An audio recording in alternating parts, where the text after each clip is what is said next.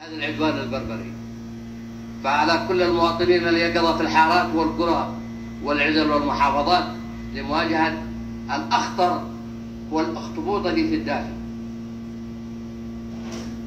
هذه الخلايا النائمة الآن ستصفو، فعليكم أن تواجهوها بحذر وبقوة في حالة أن تقوم بأي اختلالات أمنية. أنا لن أكون قد تحالفت مع أنصار الله، ولكن سأعلن اليوم ومن هذا المكان أن الشعب اللبناني كله سيتحالف مع كل من يدافع عن مقدرات الوطن.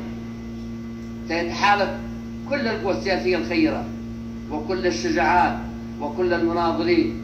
فأنا أعزي أسر الشهداء الذي سقطوا من أول الحرب إلى حتى اليوم، وأتمنى للجرحى الشفاء العاجل. وعليك عليكم يا أبناء سبتمبر وأكتوبر والثاني والعشرين من مايو أن تصمدوا مهما كانت الخسائر.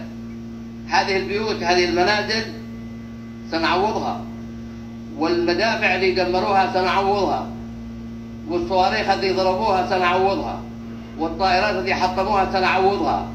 المهم سلامة الرجال وسلامة الأطفال وسلامة النساء. تحية لكم في كل مكان في الداخل والخارج. وأنا أعلن الآن باسم المؤسسات، باسم مؤسسة الصالح، تبرع ب$1,000,000 للمنقطعين في القاهرة والهند وفي أي مكان في العالم لعودتهم إلى أرض الوطن. تحياتي مرة أخرى لكل أبناء الوطن. شكرا.